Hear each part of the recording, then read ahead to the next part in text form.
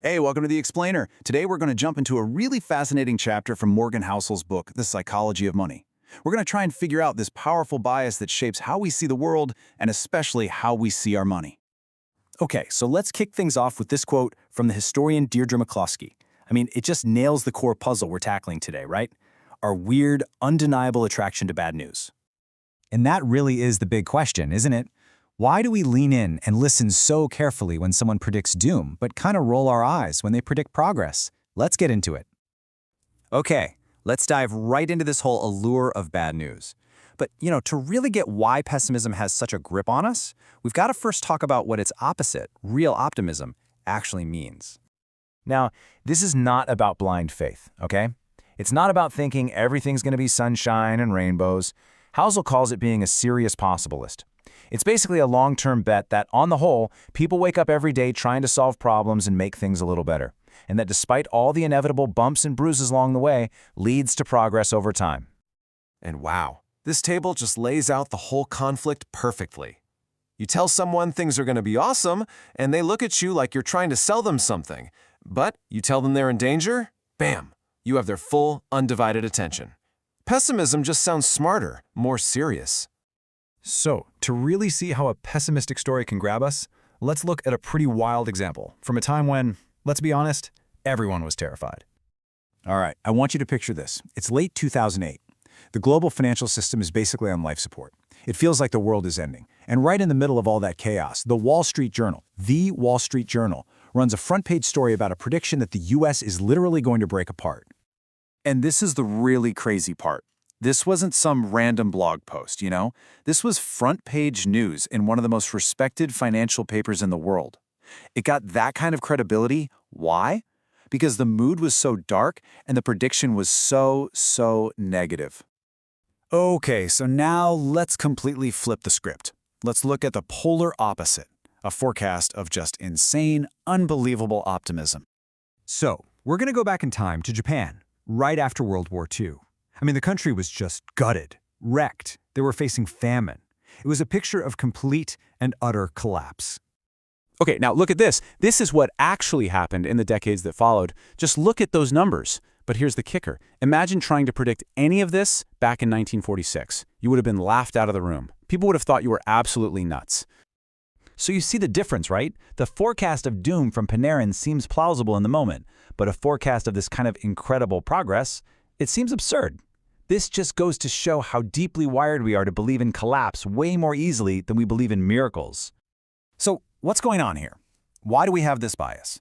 Well, it's not because we're all just negative Nancys. Morgan Housel's book lays out 3 really solid reasons that explain why pessimism is just so seductive. All right, let's break these down one by one because they are absolutely crucial for understanding how we react to news, especially when it comes to money. Okay, first up, money is everywhere. Think about it. A hurricane in one state doesn't feel like a direct threat to someone across the country, but a recession? Oh yeah, that feels like it's coming for all of us. And because we're all plugged into the economy, bad financial news just grabs us by the collar. And the media, well, they know this, and they blast every little market dip in huge, scary red letters. All right, reason number 2. Pessimists have this habit of taking a current bad trend and just drawing a straight line out into forever. Back in 2008, the story was, China's growing, so we're going to run out of oil, period. But what did that story miss? It missed human ingenuity.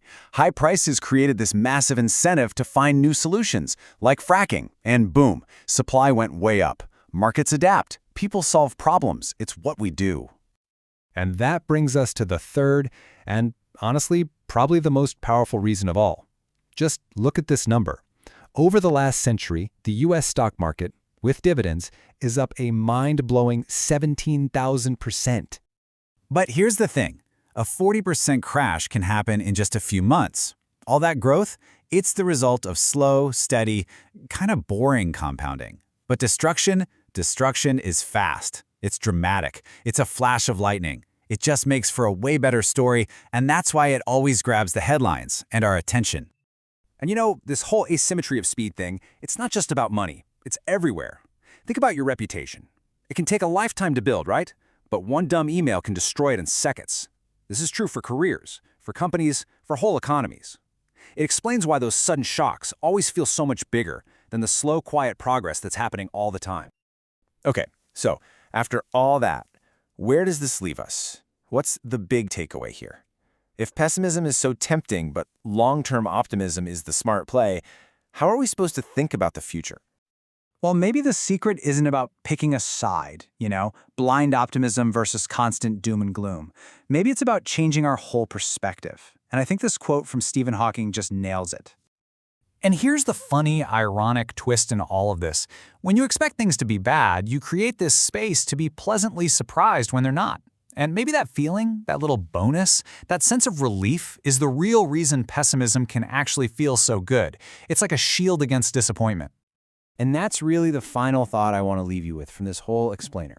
What if the key to real, lasting optimism isn't pretending that bad things won't happen?